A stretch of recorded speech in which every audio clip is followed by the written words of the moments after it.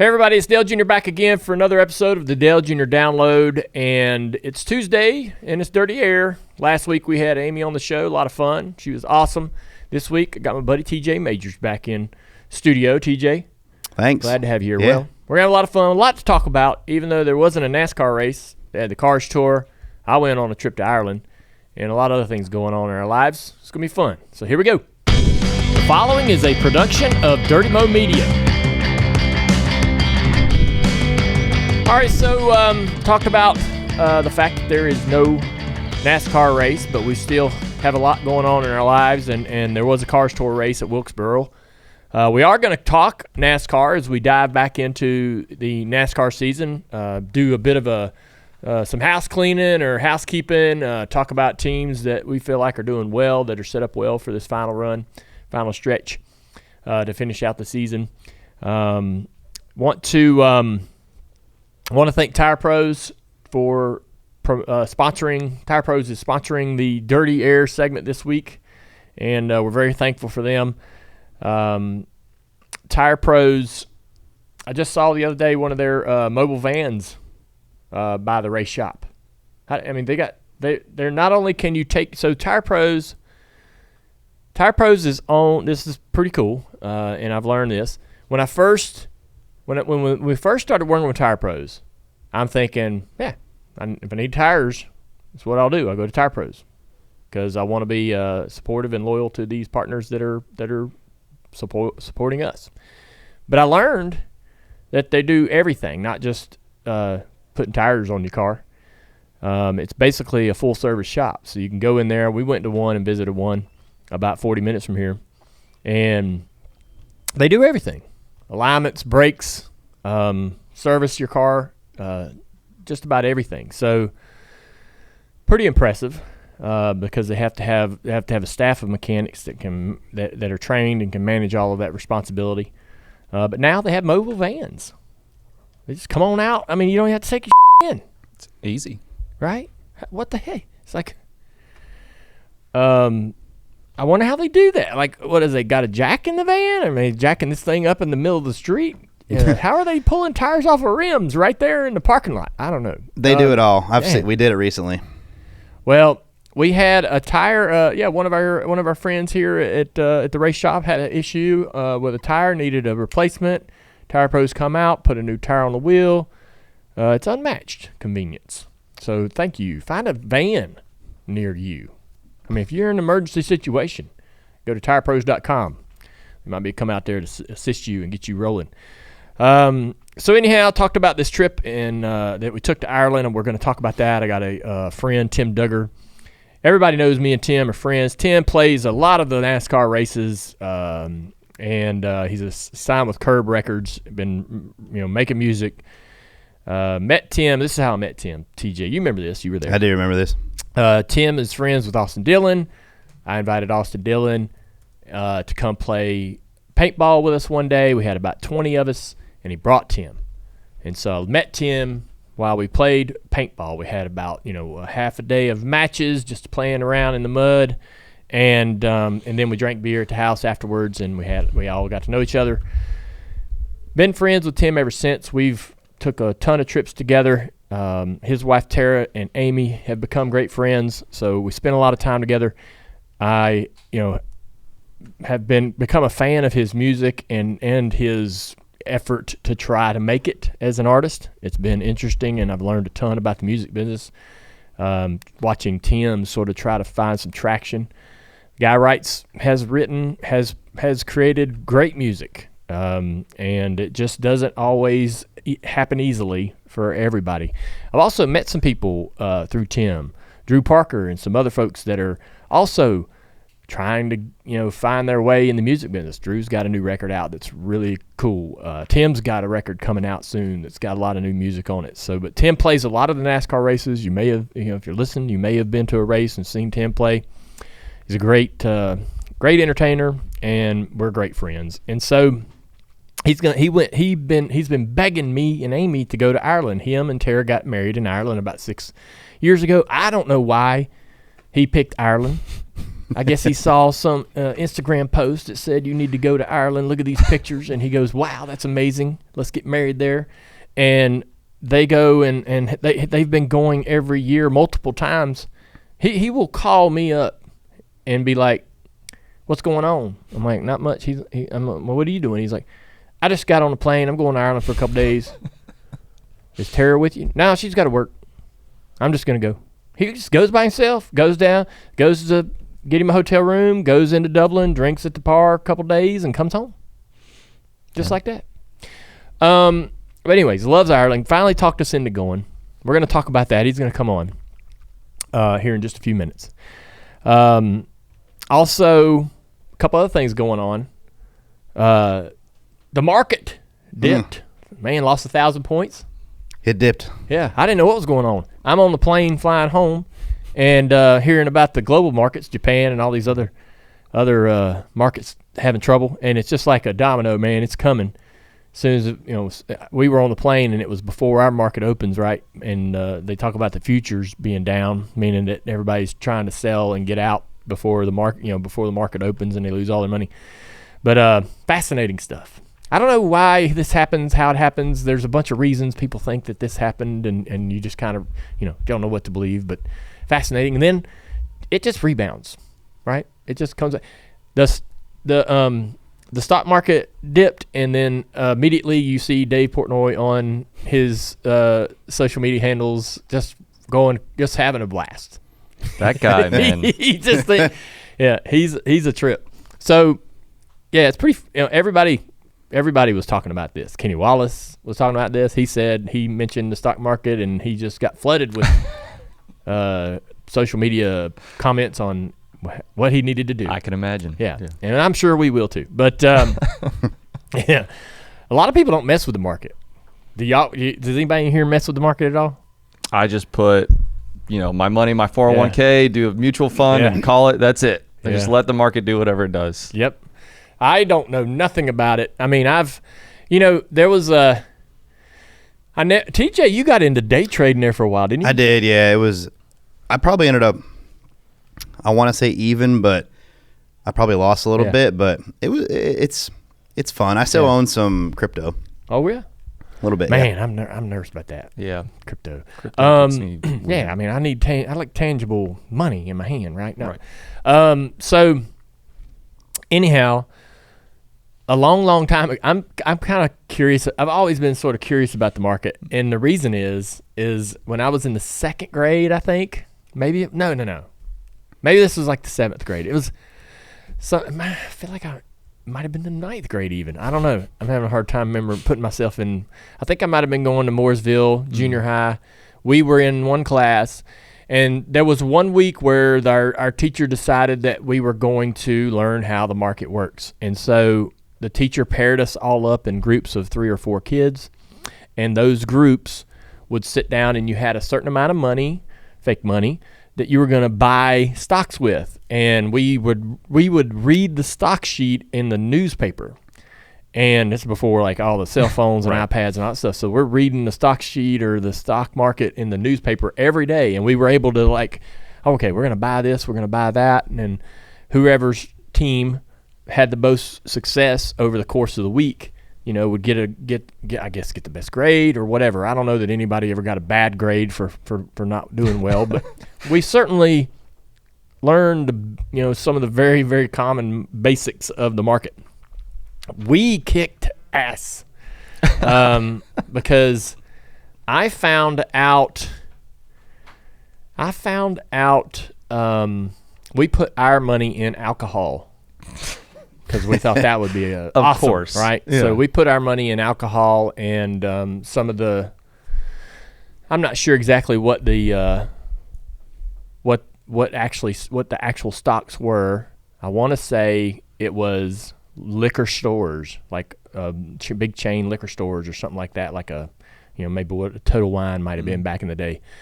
And we just steadily, did well while I guess others didn't. But from that moment on, man, I've always kind of had this curiosity about the market. But I'm not. He was doing the day trading. TJ was doing the day trading, and I was not gonna do that. I knew I don't know enough shit to be messing with that. It's a whole world that I just don't know anything Me about. neither. Yeah, it seems like a whole different planet.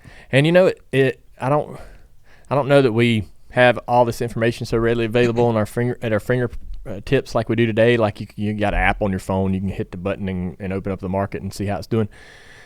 But it seems like, at least I don't remember it. In the last probably 10 years, it has these big swings, like 200, 400, 500, up, down, very volatile. And this stuff with GameStop. I got in right around there. You got into that? No, right around there, but I didn't have GameStop. It was wild. Weird. Wish I did. And the movie, the AMC, right? They were like influencing the market to make. The whole thing was crazy. Yeah, I don't know. They were shorting. We need somebody to come in here and tell us how that works. What's his name? Jim Cramer. What's the guy? Something Kitty or something? The guy. Oh yeah. The GameStop guy. Anyhow, he made so much money. Dude. It was an unbelievable amount of money. Still holding. Got diamond hands, man. Yeah. That's what. Anyways, the market dipped. I was nervous that it was going to be worse than it was, but apparently not. People are saying it's not as severe. One thing that is severe, Debbie, the storm coming through Florida. I haven't really took a lot of time to see exactly how much is happened in Florida. I'm sure that it was not ideal. I do know, having a place down on the South Carolina coast, Charleston is getting unprecedented flooding. So I've been kind of monitoring what's going on there, and the system, as of this recording, is still right over the top of the South Carolina coast, and it's just looking at images and pictures and cams and stuff like that. It's more water than I've seen, having been there for about 4 or 5 years now. Just kind of concerned, about what that means. I'm gonna say a lot of shit that's probably incorrect, but this is how I interpreted it. There's this sort of beach north of us that needed a renourishment, and they came in and dumped tons and tons of sand on this beach, right? And they're like, okay, next beach to get the renourishment is our beach.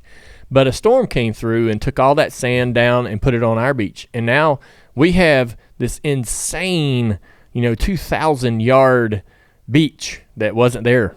And so this summer, right around where our house is, it's been packed with people because we have so much beach. And I'm sure Debbie's going to change that in some way, shape, or form, for the better or worse. But I never realized how much the beach changes over the course of if you look at historical aerials of where we are, it goes out 1,000 yards, and then 8 years later it's really, really shallow, and then another 8 years later, 10 years later, it's way back out again, and just crazy how much the beach physically changes. But I'm anxious, sitting here right now, to get down there after Debbie rolls through to see what's different. Have either of y'all ever been like in a hurricane, like no, been around one? I don't count it, because I feel like that if you can't, I remember when Hugo came through, right? And we're in the Piedmont, we're inland. And I just feel like you can't claim it, because, man, you ain't lived a hurricane unless you've been on the coast. When it slams into, the coastline at its strongest point, right? By the time it gets up to us in Charlotte, we dealt with some damage and so forth, no doubt, but nothing like everyone on the coast, right? So I wouldn't call that kind of going through a hurricane, but I'll never forget it, man. We were in Dad's lake house watching everything outside that wasn't tied down moving around in the yard. You remember we had one of these big giant 3-wheelers with the big plastic wheels. I remember that. Oh, remember yeah. those? Yeah. Those ridiculous things. We had one of those, and it's just all around the yard, man. Just back. Wizard it's of over. Oz. Yeah, it's over here, and now it's over here. Now, it was moving 150 feet, just during the morning. And Dad's Dad's supposed to be in Martinsville to qualify, and couldn't get on the road. And Jimmy Hensley had to qualify his car. If I remember correctly, that was why, because everyone else had went up the day before, checked into the Dutch Inn and all the other hotels there in Martinsville, and we're there at the track to get up. It's not storming there, I guess. I don't know. Or the storm I don't know what happened. Yeah. I can't remember. Why would it not have been storming there if it was storming in Charlotte? But Dad was going to drive up that morning and couldn't get going, and ended up they had to get Jimmy to qualify the car. He set it on the pole. Oh, wow. Yeah. That's pretty cool. Jimmy Hensley was very good at Martinsville. Little known lore about Hurricane Hugo and Dale Sr. Yeah. Cool. So I actually just got a text from my neighbor. I don't know if he's talking about the water or not, but he said he thought it would be higher. Okay. Yeah. Well, I guess that's somewhat of a good thing. Yeah. Well, maybe he's talking about the market. No. Yeah. Anyhow, I thought I had an update, like a live update. Yeah. But everything's seems to be okay down there. I mean, well, for the most part. No.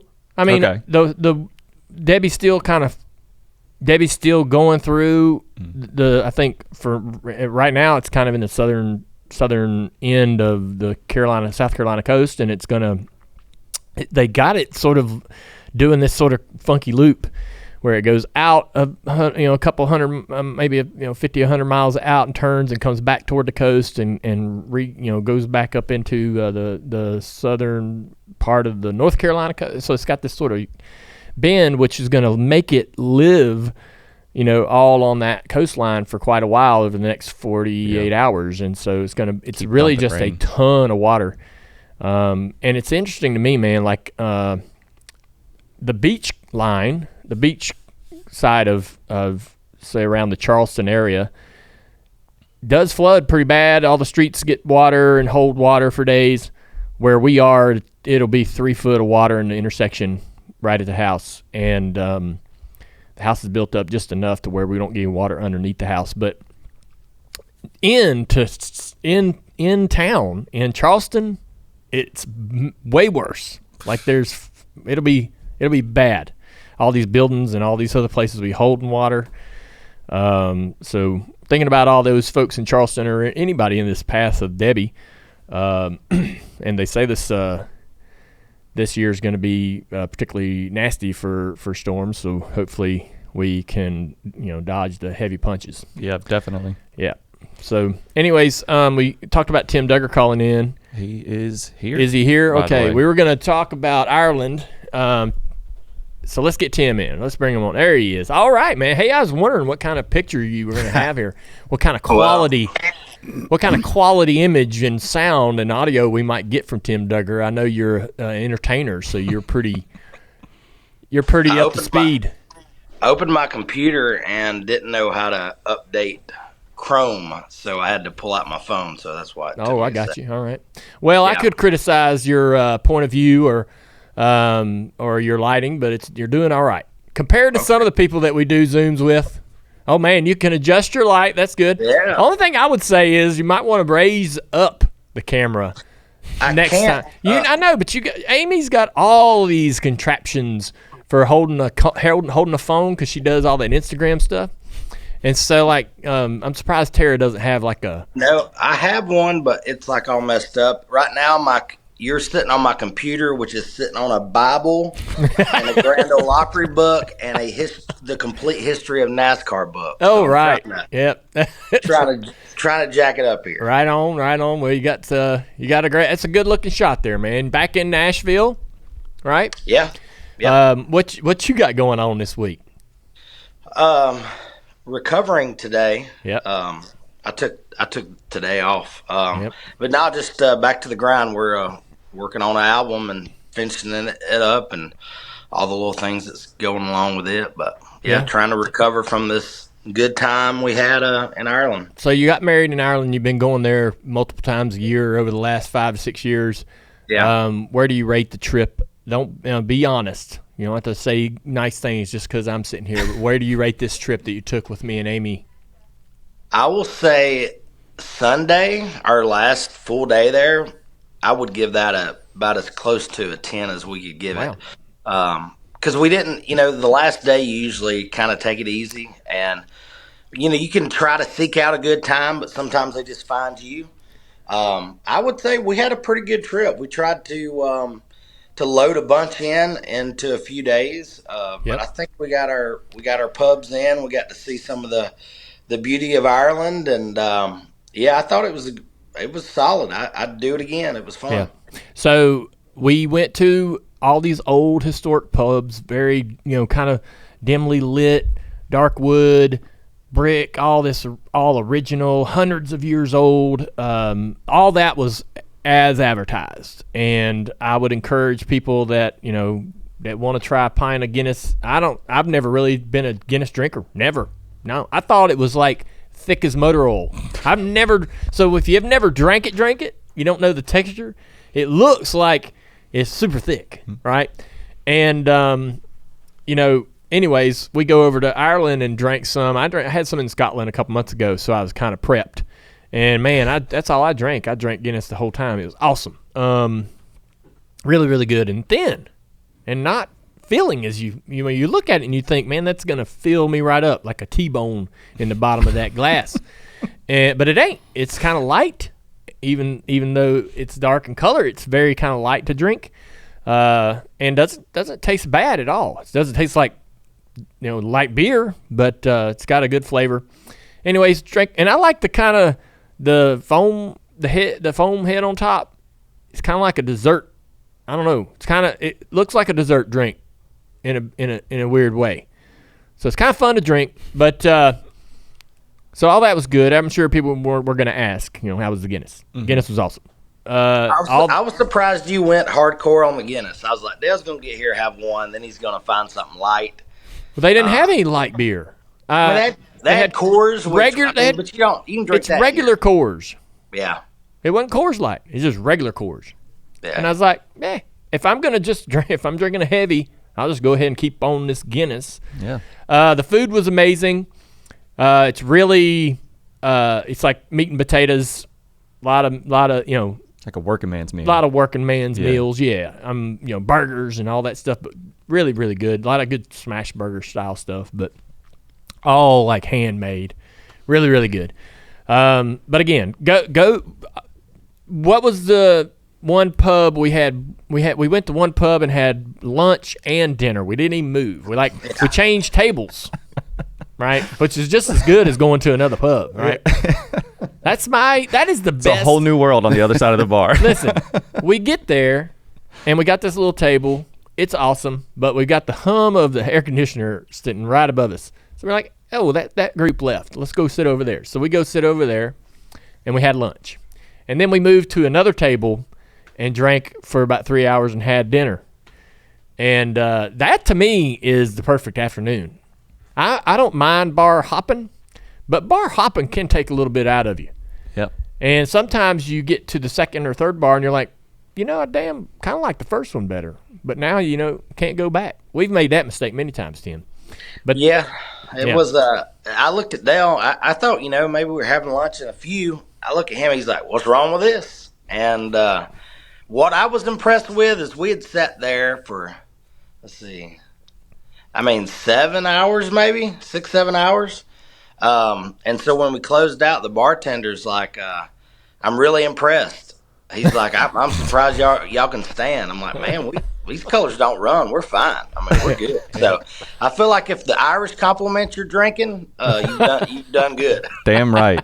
Damn right. All right. So we had a lot of fun at the pubs and stuff, which we talked about, but there were some awesome, awesome sights that we got to see. So we went to these cliffs. What they call the cliffs, Tim? Cliffs of Moher.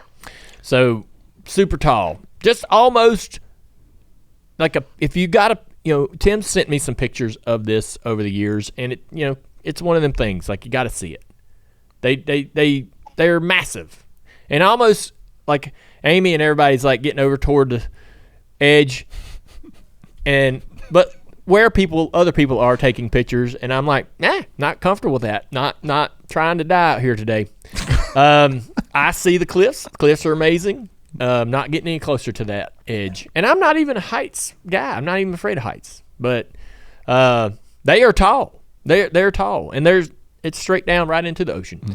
But it's like it's really impressive to see firsthand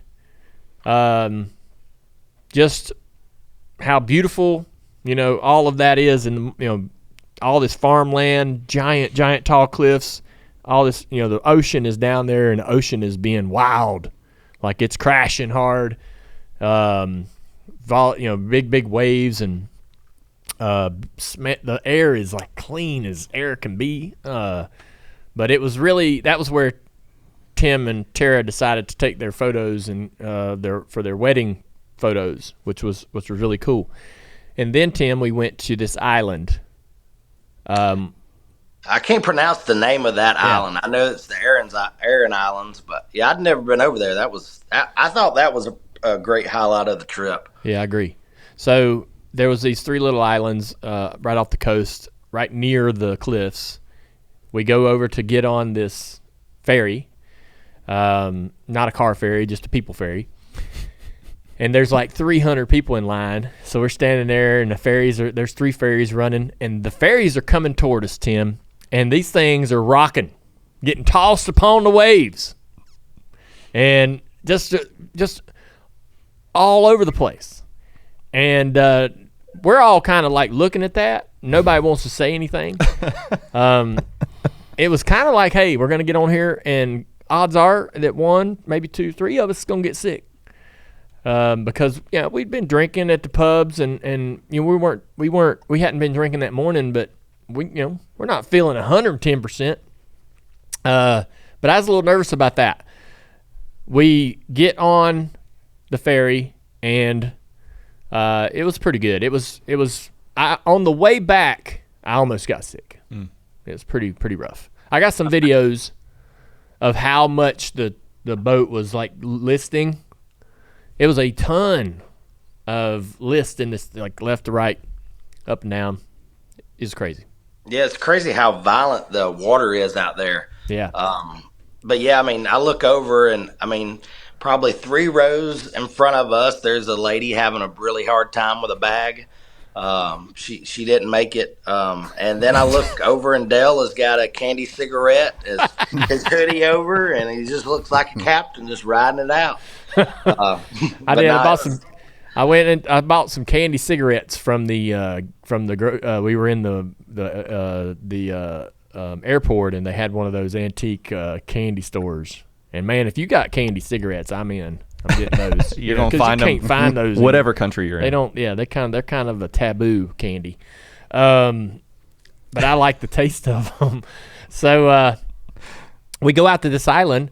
There's like 300 people live out on this thing, and there's a shipwreck. So we get off the boat, and there's a horse and carriage, and we pay this guy $15 or 15 euros a person, plus tip, to ride around, take us on a little lap. And so he takes us on this little lap, and we're riding around on this island, and all of the roads are lined with rock walls, not brick. It's rock walls, and they're literally just stacked. There's no mortar or anything, and it's just all on these roads, both sides. And then it's like each acre, half acre, 2 acres, it's all rock walled in by about a 3-foot rock wall all over this island. Like, who did all this? And the guy's like, well, these are 100 to 200 years old. And we're like, well, why would it looks like somebody's basically like, I'm rocking in my acre. Well, I'm going to rock my acre in if you're rocking your acre in. Well, I'm rocking my acre too. And so everybody's just like rocking their acres in for whatever reason, because there's nothing there inside the rock wall of this acre of land. It's just bare. And so I'm like, what in the world? And he's driving along, and he's like, all right, I'm going to tell you all how this happens. He's like, when the settlers first got here to take over this island and do something with it, the whole island was covered in this rock, like a flat rock, stone, flat surface. And they busted all that rock up and got all of it up off the ground to a certain point, and then brought in sand from the beach and covered it to be able to farm it. And all of that stone they just put it into rock walls. They had nowhere else to put it, so they just made walls everywhere. And so it's crazy. Just for fun. They're like, yeah, well, it's just like to live, like they needed to farm and they needed to grow potatoes and food and all that stuff. And so, but they took over this island, which was completely covered in stone, and we're like, yeah, we'll just bust that stone up and we'll bring in some sand. We'll make it work. 200 years ago. That whole island they had one doctor, they had one nurse, no police. They had 3 pubs. He was one pub for every 100. 3 bartenders. One pub for every 100 inhabitants. Yeah. And then he was telling us how I think the school has maybe 7-8 kids a class. But yeah, it was cool because you go in the pubs and you see you see kids running around. You see they're having a birthday party or this or that, and they had their Olympics on, pulling for their country, and it's very stepping back in time a little bit. Yeah. And when you go in those pubs, a lot of them don't have music playing. If it is, it's very light, very low in the background, and nobody's on their phone. Everybody's talking. It's a cool atmosphere versus, sometimes when we go in bars, everybody's on their phone or the music's so loud you can't talk. It's a cool vibe. Yeah, the one thing that I thought was neat was when the guy was riding us around. He's like, I was born here and raised and live on the island, and he said our kids wake up in the morning and they go right to the playground and they go do whatever they want. They have the full run of the island, and just whenever they want, they come back home, they come back to eat or whatever. He's like, it was so, there was, like he said, there's not one policeman there because it's not necessary. They have a little fire department, and it was fascinating. That was definitely a fun kind of glimpse into a way simpler life. I imagine the winters there are miserable, but it was good. And we were in Dublin. We went all the way from the east coast where Dublin is through Ireland all the way to the west coast where the cliffs are, and saw a lot of the countryside. And we stayed at, what's the Abbey place? Glenlow Abbey, right? Glenlow Abbey, yeah. Little 9-hole golf course with a hotel. We didn't play in golf, but just a really nice place. Place kind of place Jimmy Johnson might stay. Yeah. But we hung out there for one night or two, and it was a great trip, man. I appreciate it. Tim's been asking us to come on this trip for I don't know how long, ever since you first went, and I'm glad we did. We had a blast. It has that, it's not Key West. Key West is its own deal. Yeah. But the way you can just roll out of one pub into another pub is very kind of that's what I like about Key West, and so that kind of gives me it's its own thing. If nobody's ever been, I think it's worth going to, and the people are great. Yeah. I think the people are just as awesome as the countryside and the pubs and everything. They you get to chatting with them, and it was really cool. It was a fun trip. Dale got to experience how Guinness makes you really gassy. Yep.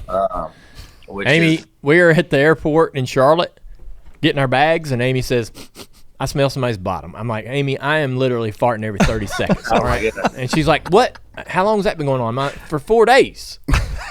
You just now smelling it? Yeah. I'm like, I took a Pepto-Bismol every day. You didn't tell me about that. To start the day. Oh, man. And it still didn't help. I mean, I was, But that's what's great about being in another country. You can just walk up, crop dust, keep going. Yeah. Okay. I'd like to say it didn't. You would never know. You wouldn't even smell it. But no, there were a few that were pretty tough. Just imagine Taco Bell, but just with air. That's what the Guinness. Oh man, that's rough. All right, before we let you go, man. me and TJ here are going to talk a little bit about the NCAA game we've been playing, and we're waiting on you, basically. I came home, played my game, did my recruiting, checked I'm ready to advance. How many people are in this league, TJ? We got about 12 12 now, in the league. Everybody's ready to advance. If you would go ahead and get your game out of the way today. I know you got the day off. I'll play mine just a second. I know, Dale, that was on your top priority was getting that game done. So I'm jealous that you got it done. Well, maybe we can advance tonight and get more. Oh, we will. Yeah, I've got to go to Texas in a couple days, so I need this to get done so I can get my game out of the way. Well, TJ's already almost ruined it with his settings and turning it on the highest settings you can do it. And it was on Heisman. We couldn't do it. We couldn't handle Heisman. Imagine trying to go, hey, to a person that's never played something and go, hey, would you like to play this game with me? Yes. And then you just beat the crap out of them. And then you go, hey, wasn't that fun? You want to play again?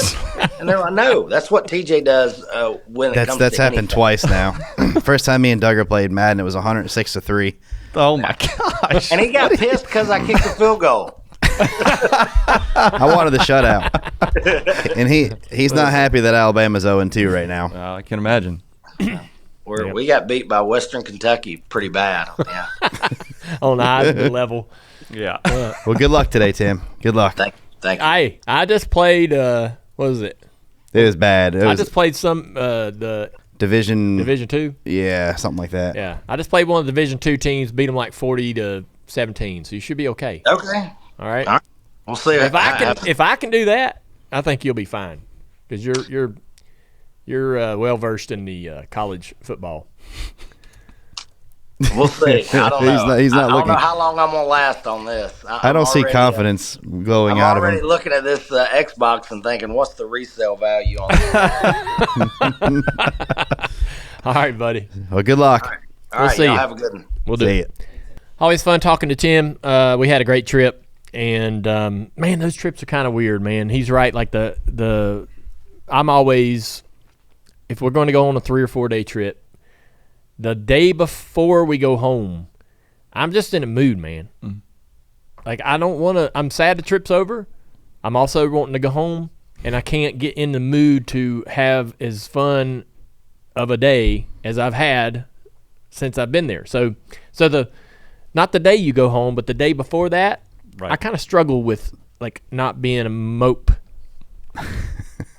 It's just what to expect with you. This particular trip, we were able to push through and make the most out of the day, and didn't do that. Didn't get mopey, but that typically happens on most trips for me.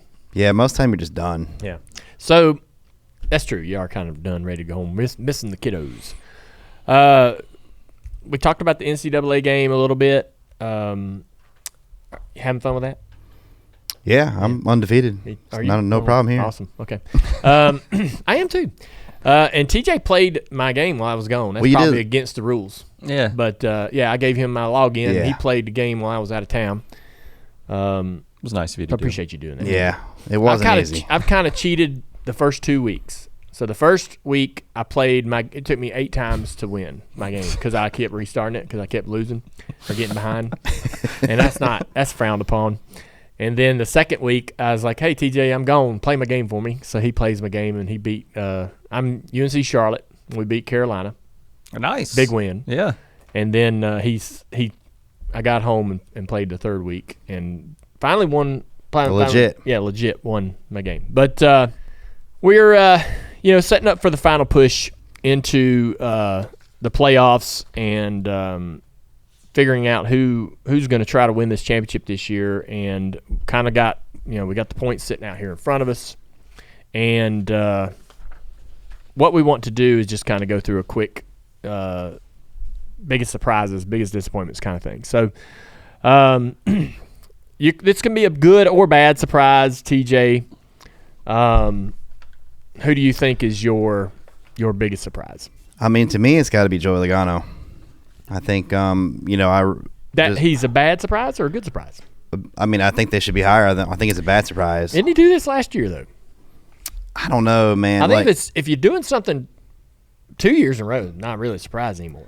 I feel like they just had more speed last year and more competitive. Like, there's no win. His win, he was a 15th place car. Yeah. So, but I do agree with you that they can flip a switch and win 2 in a row. Yeah, it's hard for me to say, yeah, this is how this team runs. This is as bad as they are. Joey and his team have these little hot spots where they seem to get hot at the right time, but it is odd. It is confusing and curious why they are kind of mid-tier for big chunks of the year, but this is not something that I think is new. And but I do see a look of worry on Joey's face. They haven't led many laps this year. Yeah, looking concerned. Yeah. Todd Gilliland for me has been a big surprise. I think for the longest time, man, front row, I feel like we forget how this team competed for a large chunk of its existence. Michael McDowell was able to sort of break through this invisible barrier into being competitive with this team. I remember saying last year at one point that we've got to all realize that front row being a contender is now the norm, not the surprise. When do you decide, okay, this is no longer a shock or an upset? And so they started running really well, made the playoffs, won some races. But Todd and his team in the 38 car never had that sort of same speed. But this year, I've been pleasantly surprised or glad to see, I think, that car run a little bit better. And with Michael McDowell moving to another team next year, it's like Todd's team's been pushed into that primary role where they're going to see the primary focus and support of the organization. And that should really benefit Todd and the performance of the car. And I think that's what we're already seeing right now. So kind of cool. I'm also a bit surprised, I think, by some of the performances, not weekly, but every once in a while by SHR. Chase Briscoe, Josh Berry's had a couple moments where he's run well. You just think that, man, this team has just mailed it in. Everybody's looking for work. Everybody's trying to figure out where they're going to be next year.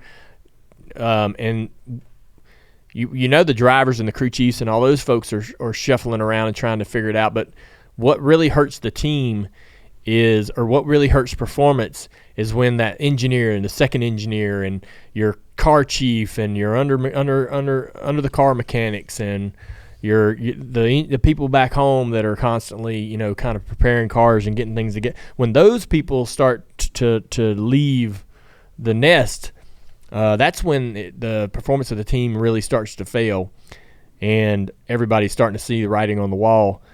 But so far, they've actually been able to remain relatively in the mix. I don't see them going out there and winning races anytime soon, but I am a bit surprised they've ran as well as they have. Because honestly, they're running, I think, a little bit better than they did last year as a group. Now, the 41, Aprice, still pretty much struggles. He's had a hard go of it, which is something I'm kind of curious about, is why has Priest not been able to at least pop every once in a while? Like Josh's car, Rodney's going to make that car pop, and Josh is doing a good job in those moments to achieve what he can. Chase will have those same moments where he'll have a top 10 run and be competitive over the weekend. You want to add something? I kind of agree. I think Josh surprised me middle of the summer here a little bit. There was a couple races there where he was really good. Darlington stands out. He had a really good Darlington race. Iowa, there was a couple races where, I was like, man, Josh has a really good shot at winning this race. And, I didn't really see that going into the year. I knew he'd be competitive at times, but it's showing, what he brings to the team and what him and Rodney can do together as well. So the team's definitely still pushing hard, and I thought they've been pretty competitive. Yeah. I want to ask you who is Kyle Busch is a easy low of an easy pick on disappointments. When you hear from Austin Dillon, he swears they've got the answer coming. Like he's confident in it. They feel like no one knows what it is, what this piece of the puzzle that's on the way is, but they swear that in the future, whether it's in the near future or in the off season, they've got an idea that they believe is going to turn things around. They had Andy Petrie left his position in the middle of the season, which throws up a lot of flags and questions about why. Why would he not finish out the year? Is there a disagreement? Was there an opportunity that we don't know about for Petrie that he wanted to go take care of? That's just kind of odd that somebody would disappear in the middle of the year or leave their post in the middle of the year. It happens. We certainly experienced that here at Junior Motorsports. But what is this sort of cog in the wheel that they believe that's going to come in and fix things? I'm curious to learn what that is, but it doesn't look like it's going to save this season.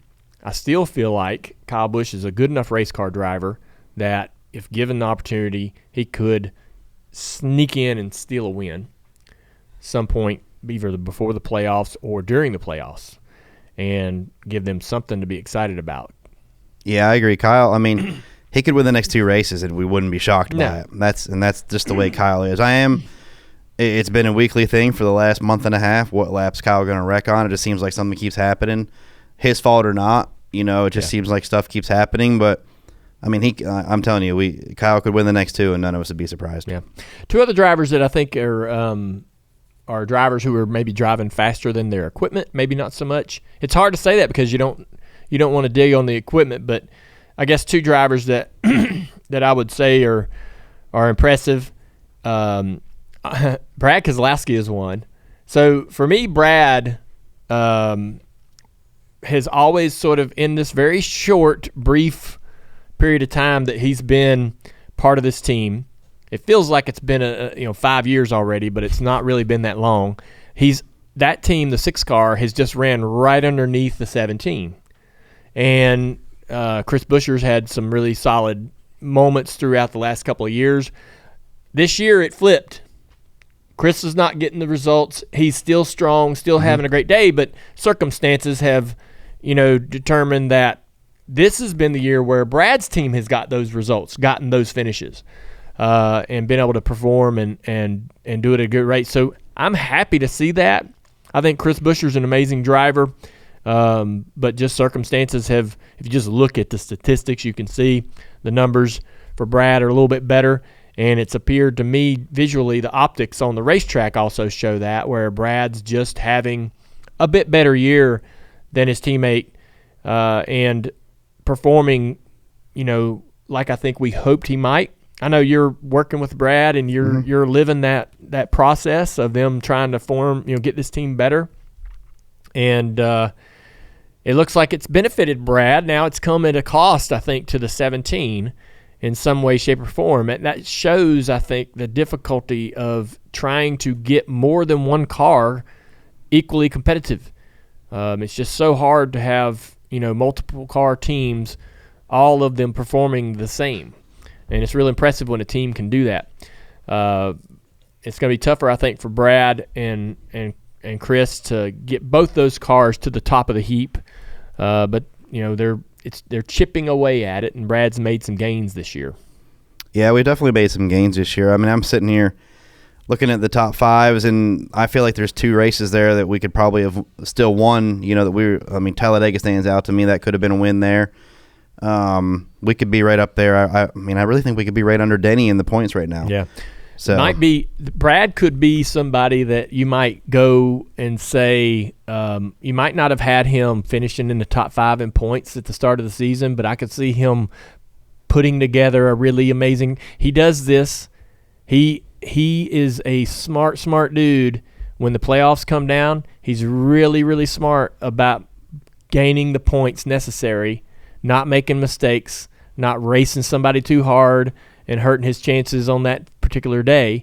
And he just really accumulates necessary points to continue to move through the rounds. So while he might not be a championship threat, nobody's going to label Brad a championship contender. I could see him pushing, overachieving, I guess, in the deep run of the playoffs.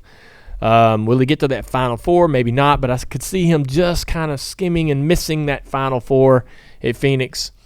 So we'll have to keep an eye on that. The other driver that I wanted to come in he's gotten a lot of grief this year, and it is all absolutely warranted, but it's Carson Hocevar. He runs better than I think we all thought. That 77 was awful. And he stepped in. They made some changes, personnel changes, crew chief changes, and the 77 goes out there and is the best Spire car every week for the most part. And he runs probably 5 to 10 spots better than I think we would have expected the best Spire car to be. And so he's probably 20 spots better than that 77 was over the last several years. So, I mean, just even though he makes a lot of bad choices and he's young and foolish at times, which the idea is that he will fix that and adjust and get better and try to do things to avoid all the criticism that comes his way, he's got the speed. He's got the talent to drive a corner. He's absolutely got the raw racing ability to make a car go fast. So pretty impressive to see what he's been able to do in his position. Definitely, yeah. Another guy I think that's probably running a little bit faster than his equipment, you mentioned it with SHR, Chase Briscoe. I mean, he's up there right below Joey. Josh and Noah and all them, they're I mean, I don't think they're all putting together bad runs. They're actually running great, but for him to be 5 spots ahead of his teammates I think it's impressive. Yeah. Josh had a really good run there in the first part of the summer and I don't know. I know there's a couple wins have happened that have shuffled some of the numbers at the bubble to the playoffs where Ross Chastain and Bubba Wallace are. But there was one point where Josh Berry was 100 points out.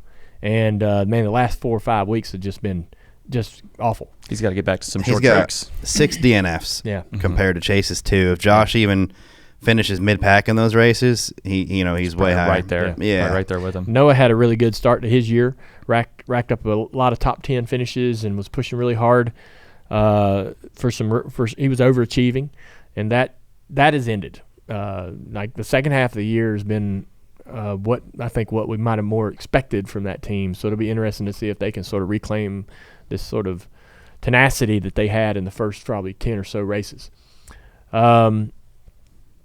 Looking at the 16 drivers to make the playoffs, we're gonna focus more on the bubble. Martin Truex Jr. is 108 points above the cut line. Then you have Ty Gibbs at 42 plus, Chris Buescher at 17 plus. Then Ross Chastain at 7 plus, and Bubba Wallace off the playoff mark by 7 points. And then you have Chase Briscoe, Kyle Busch, Todd Gilliland, all 80 or more points below. I think they're absolute must-wins. Anybody below Chase is a must-win. No way you're going to gain these 83 points necessary to get back into it and point your way in. I think, if you're any of those teams, you got to be throwing the Hail Marys in all of these races, giving up stage points, giving up, whatever it takes to be able to put your driver in the best position to steal a win. And it may cost you a lot of points to the cut line. It may cost you positions. If you're Chase Briscoe and you're going to go for these Hail Marys, you may fall from 18th down to 20th, 22nd points because you're giving up chunks of points in these stage 1 and stage 2 breaks. But I think it's worth it to see if you can get that win. Bubba Wallace and Ross Chastain will be fun to watch. I think they've had some history in the past. If we see them out on the racetrack battling for positions, it could get pretty physical. Chris Buescher, TJ, you're rather close to that team at 17 to the good. That's got to be a bit of an uncomfortable position to be in. Oh, 100%. Yeah, you want to be up there in the hundreds for sure. Anytime you're within striking, you're one DNF, one flat tire, one miscue on pit road. Mm-hmm. Even just getting caught up in somebody else's mess. Right. And you're below that line. I always liked at this point in the season to have a one race buffer, right? And I think that's kind of what you could say Ty Gibbs has at plus 42. I think Ty's running well enough. Now they've sort of disappeared a little bit. They probably think they're running great. They're not making waves. They're not doing things of recognition. I'm not watching races and going, man, that was a great run by old Ty Gibbs there. But they're getting the finishes. They're getting results. I would like to see Ty Gibbs do things that get my attention or get your attention, or just that, the casual fan sitting and watching at home would walk away from that going, I'm impressed by X, Y, and Z and Ty Gibbs. So, I guess you could say, or I'm trying to say that it'd be cool to see him bump it up a notch. But at plus 42, he's got to be feeling pretty comfortable. I think Truex absolutely is a lock at 108. And do they win a race? Where do they win? There's a lot of pressure, I think, on Truex to try to finish this year out strong. Having made the decision to retire, he wants to go out with a win, go out with, he wants to celebrate one more time. When you know when that end date is, you want to feel the joy of victory one more time, because the last time you won, you didn't really know that was the last time you were going to win, right? And boy, if you had known, right, that was the last time, what would you do? You'd do some things different. Celebrate it harder. Yeah. So, I think that he's probably maybe putting a little more pressure on himself to maybe get one more victory. But I don't see a whole lot more out of that team.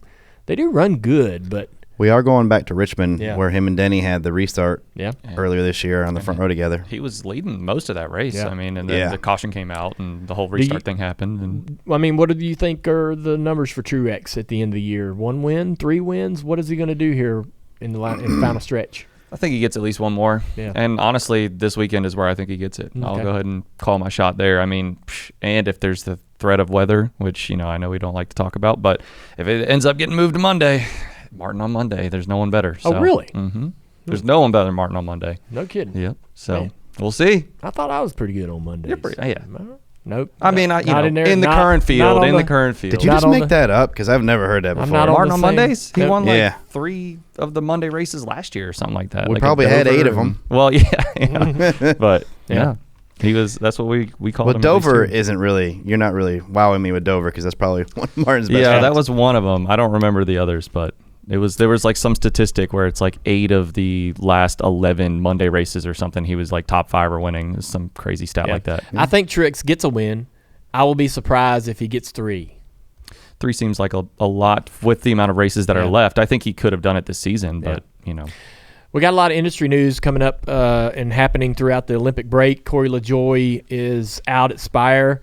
I guess Corey went on his podcast and talked about this. Did any of you guys see his comments? I guess he's just kind of trying to keep his head up, and see. I wonder where he ends up. Where in the world will he end up? We were talking about that, and I'm like, I don't know. His options have to be pretty limited. Does he? I don't know that there's a Cup ride open. I think he has some financial support. I think if I were him, I would try to put myself in a position where I felt like I could win races. And you may have to absolutely make less money. Your base salary might be less, and that might be tough, and I'm not sure what his situation is financially, but I think being happy and enjoying what you're doing, celebrating some wins, is worth it over the course of a year. And plus, you can reestablish your reputation. Your rank too. Yeah, put yourself back in these conversations when a seat is open. Are you throwing Corey in that conversation? You got all these drivers like Sam Mayer and Zane Smith and Harrison Burton and all these other drivers that are looking for rides or looking for opportunities, and you got the Corey Himes and the younger kids that are the new guys that are getting considered. Connor Zilic is in there. Corey is not. It's a crowded room when you're looking at like 2 or 3 open rides available, and so I think he's going to have to mash a reset button, drop back a league or 2. I mean, I would even consider doing what a John Hunter Nemechek might have done and go back to the trucks and try to rebuild your reputation and rebuild everybody's confidence in your ability. Rodney Childers will now have to be paired with a new driver or someone else. A lot of folks thought that it would be great for Kyle Busch to get out of his ride at Richard Childress Racing and go there. I honestly feel like, even though that's a great opportunity to work with Rodney, it's kind of a lateral move for me. All the work and effort that might take to get that shift made seems like it would be more effort than reward. But a lot of people thought that would be a good move for Kyle. it's interesting because it was an interesting conversation because Kyle did sell his truck team to them. He has a connection there, and it really would just take a lot of money, I think. Kyle's going to demand a salary that Spire has not paid anyone to drive the race cars. But there is a faucet that Spire can turn on with Gamebridge to get that done. Could they actually, flip those switches to make that happen? But also on top of that, you have like Zane Smith. There's a Spire Trackhouse relationship and a Chevrolet relationship. Chevy's got some plans for some drivers. There's been some promises and commitments also made. So, TJ, you're in the middle of the rumor mill. You're over at Door Bumper Clear. What is your best guess on who ends up in the 7? Man, I want to say like what you said, Kyle, but I don't see that happening yet. I don't think he gets out of RCR. To me, the choices has got to be somebody you're moving up. And they've got a lot of drivers. They've already got the drivers and not enough seats. So this might fill that void, but it's hard. You got Rodney Childers, and I don't know what Rodney's mindset is right now. Is Rodney wanting to groom a young guy, or does Rodney want to win now? Because I feel like if you start with a young guy, you got to build it all again, like he's doing Josh right now. You got to start over again. So, if you're looking for the veteran route, I don't know. Is there who's available that could do that? Is there a? I don't think that they're looking at the veteran route. I think that I think that Chevrolet. So there's a lot of relationships at Spire that could influence who goes there. You have a connection to Chevrolet. You have the relationship with Hendrick Motorsports that's been there over the years. You have this connection to Trackhouse that seems to be more than just. It seems to be there seems to be a relationship between those two. Yeah. So, my guess, you want it? Yeah. SVG. I was thinking that. SVG. That's my guess. Really? I don't know. Yeah. Is he not going into a third Trackhouse car? I don't know. They haven't officially bought that third charter yet, right? So if they do, I think he does go into that third. But if they don't, why not do exactly what they're doing with Zane and lease him over to the 7? That's a whole nother conversation. Like these charters went up for sale and they did not. They kind of sold, some didn't sold. Right. Some, they're like getting lost. Somebody's going to find a charter under the freaking mattress. What the hell? Where's the? Yeah. What's going on? I don't. There's one. The only one sold for sure. We know that. You know where that one charter is missing? Do you know where is it? Did you put it out in the garage? Oh, it's in my car. I heard it was in. Did you put it in the attic? I thought you bought it. There's like charters just kind of. Hey, just set this one over here. I saw one for sale on eBay the other day. Yeah. Oh, the third one. That's where we put it. Plus, there's the rumors of there's a couple people who are interested. Like Andretti was apparently interested in getting into the Cup Series, and I think there was another one too. Steinbrenners are thinking about investing the Yankees. Yeah, who knows? So that article came out with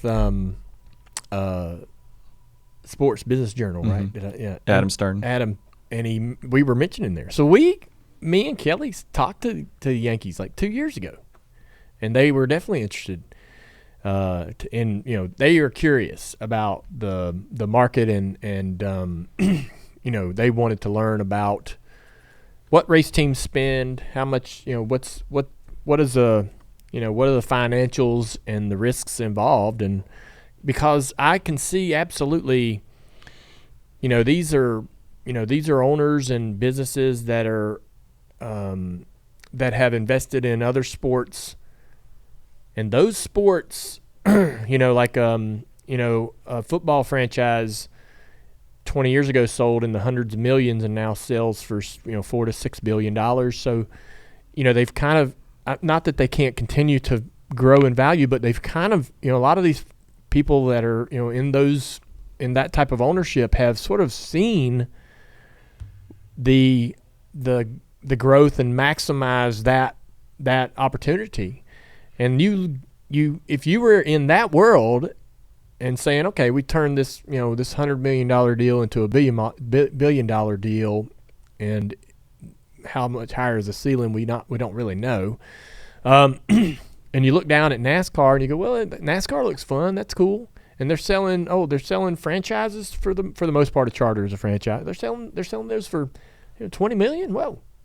Well, if I can turn that into 150, I'm doing good. But that could go into the the 500, the $1 billion range if you're wanting to hang on to this thing for 10, 20 years, depending upon how the agreements go for the NASCAR and the RTA. I could see them being valued in the hundreds very easily. And so, it has to be appealing to a brand that has lived in that stick and ball sport and understands how they've turned that into a very incredible business model. And they will come here just like Michael Jordan and all them guys did. They'll come here and learn the intricacies of how NASCAR does business and go, oh man, this is a weird business model. This isn't exactly like we thought. Kind of like that, they're doing right now with 2311. So we'll see how that works out, man. But dang right, man. I mean, if somebody came in here tomorrow and said to me and Kelly, we definitely want to be majority investors in a race team. We'd love for you and your team to manage it, be hands-on with building the program and taking the program to the racetrack to perform well. We would absolutely be interested in that. And we have, we have had those conversations with certain, groups before to see what could happen. But anyhow, that was pretty interesting to read that.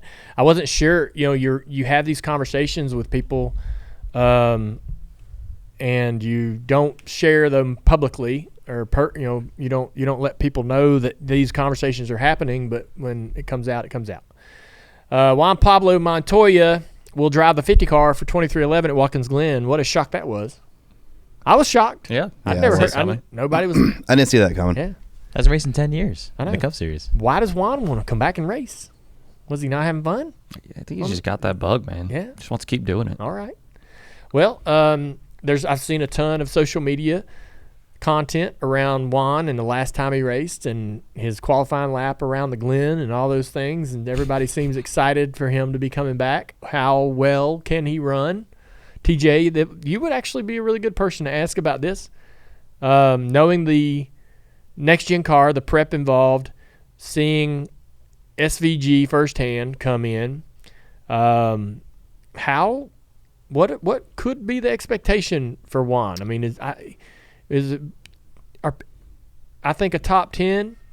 I think running. I could see him coming in, qualifying top 15, like qualifying 12th and running 8th, and I would be going, yeah, I'd be happy with that. Are people expecting more? Or are people like thinking he's going to come in and qualify on the pole and win the race? Is that expecting too much? I think that's expecting too much right now because these cars they're not what they were when Juan left. It was there was still a finesse involved in the road course stuff. Now it is qualifying laps every single lap, and it's just not the same. I mean, it's not the car is completely different. Now I'm not saying I think Juan will figure it out as he goes, and I think he'll have a solid finish. But coming in and expecting him to just put it on the pole, the track's going to be quite a bit different than the last time we probably drove on it too. I mean, now we go in. He's running the Glen, right? Mm-hmm. Now we go into 1 and we exit and we run so wide there. The bus stop's completely different than what it used to be. I just think it's going to be Juan's definitely a diverse enough driver that he's going to learn and grow as the weekend goes on. But with little practice too, it's going to be hard. Yep. Well, I'm excited about that. I loved Juan. I'll be honest with you.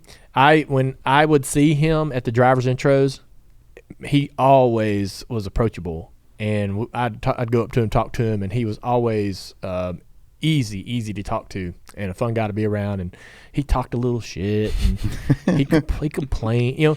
He had to say, I would walk up to him and you're a driver, right? So you think you know everything, and you think you know everything that's wrong with NASCAR, and you think everybody's got like 2 or 3 things going on that weekend that they're pissed off about or think it's stupid. We had to do this or do that or do something this way, and you go up to Juan and be like, "What's up, Juan?" He'd be like, "Yeah, man, you believe it?"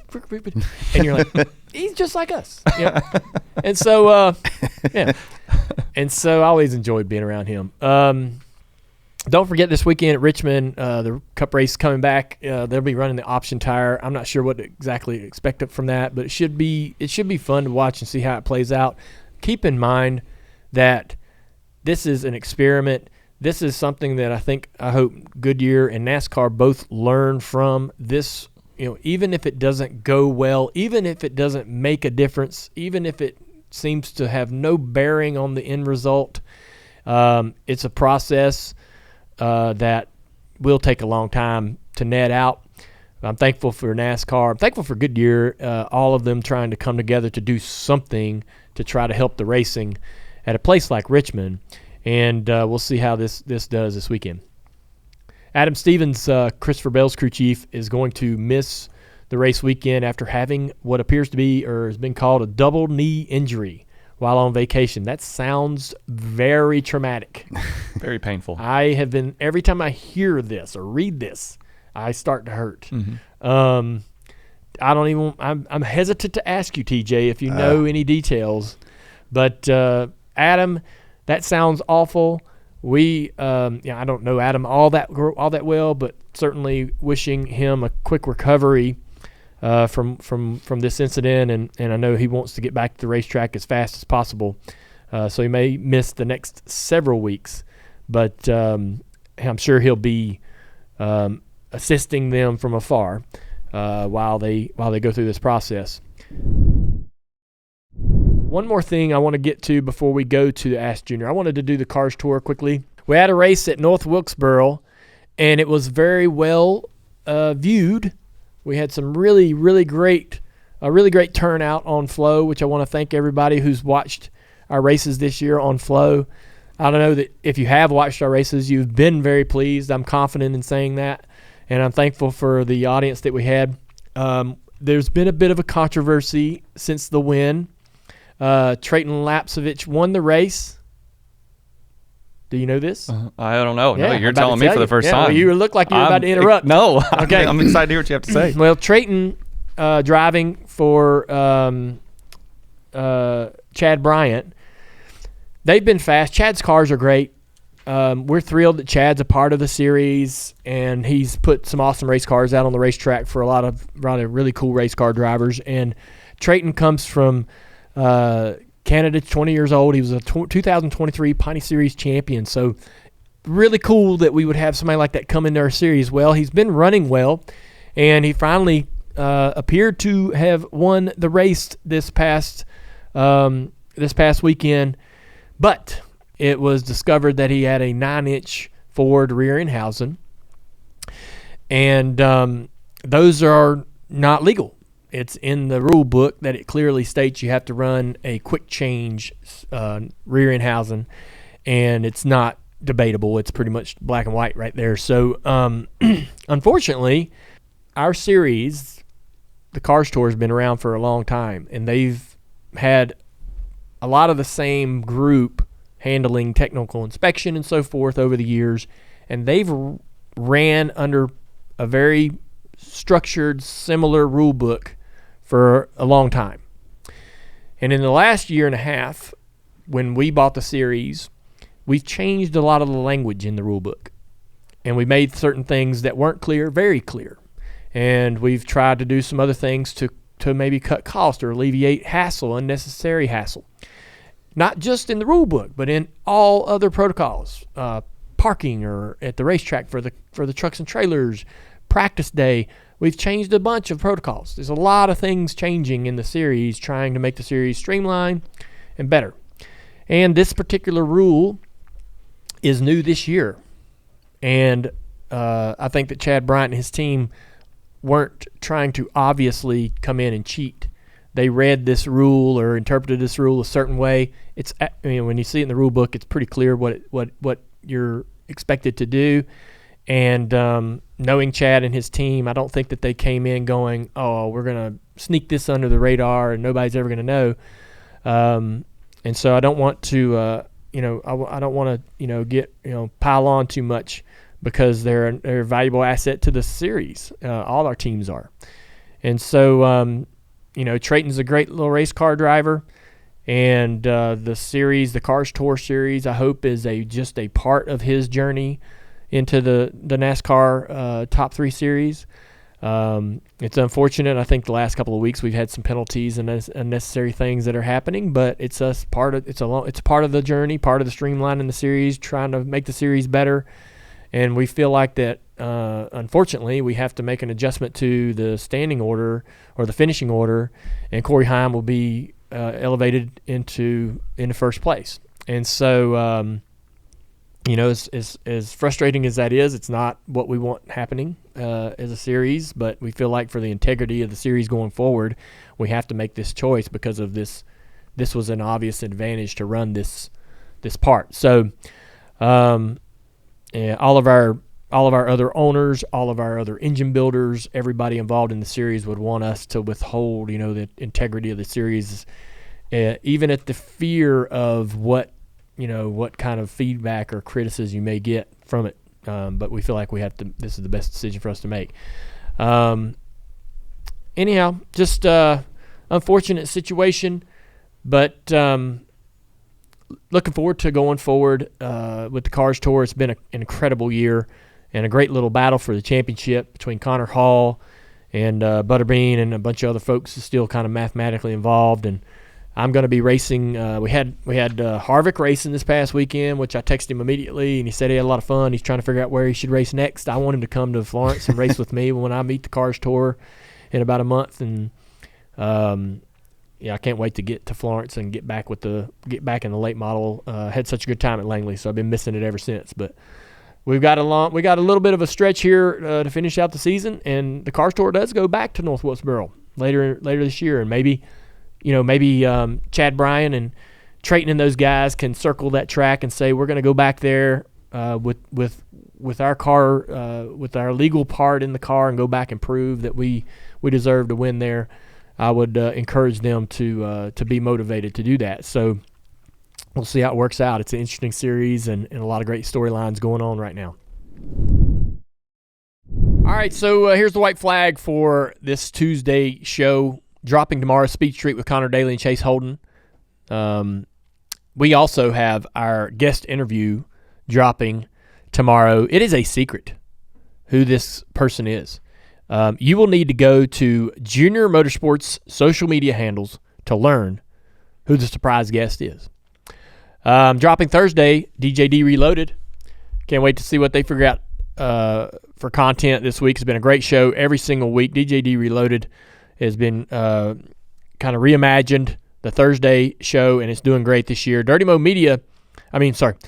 Doe will be live all week watching the Olympics. You guys have been cranking out content.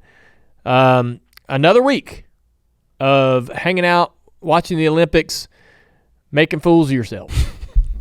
Tim's? It's a tough job. Do you want to open up to that? It's a tough job. I mean, you really got to really perform. Well, you can catch it on Dirty Mo Doe's YouTube page. And so that should be a lot of fun. I hope to maybe catch up with the guys in the room so we can watch some sports and have some fun, see what's going on with the Olympics. The Dirty Mo Summer Games are here, and those have been cranking out over the past couple of weeks. Go to Next Level with Angie Curland, the YouTube page there, to see what's going on with the Dirty Mo Summer Games. The Hot Sauce Challenge, the Bianchi Bombs dropped yesterday. I watched it, a lot of fun.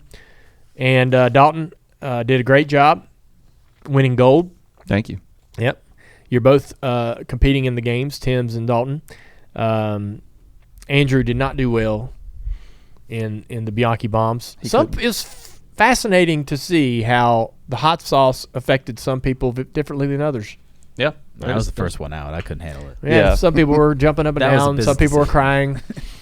Yep. Some people had Andrew had the sour cream was his extinguisher. I couldn't do that. No. So go check all that out on the Next Level with Andrew Curlin YouTube page, the Dirty Mo Summer Games. several installments there. Dalton, you've got our weekly social media standout. I do, yes. This comes from some advice for you, Dale. This comes from David Osborne. He heard your nose blowing habit and said he uses his T-shirts that are in the laundry basket. I'm not doing that. That's worse than the towel. Grab a sweaty T-shirt and blow your nose into it. Yeah. TJ, are you unaware of this? I'm just trying to think which one's worse. You think like a bath towel or a T-shirt? What do you do with the bath towel when you're done? Do you throw it in the laundry hamper or you just leave it hanging up? Yeah. You probably hang it back up. I'm if I've only blown my nose in one side, it's still got another bath in it, and I hang it up. And then Amy grabs it, and that's not my problem. Yeah. Okay. All right, David. He's gonna keep doing what he's doing. Yeah. Actually, Amy will tell you this if she comes back to the show at the first of next month.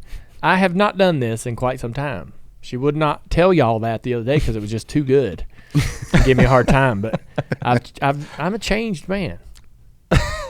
We're happy to hear that. Yeah. That's fine. I'm reaching for the tissues. Good. Yep. Good. It's So one day at a Good. time. Yeah. It's like a 12-step kind of Now, process. if I go to the bathroom and the tissues are gone, I don't know what's going to happen. towels, yeah. Towels scared better not for- be anywhere near. All right. Oh my gosh. Guest segment tomorrow. Be sure to tune in. Thank you for coming and visiting us today, TJ. Yep. Hope Appreciate to it. see you again for the end of the year, and y'all have a good one. We'll see you tomorrow.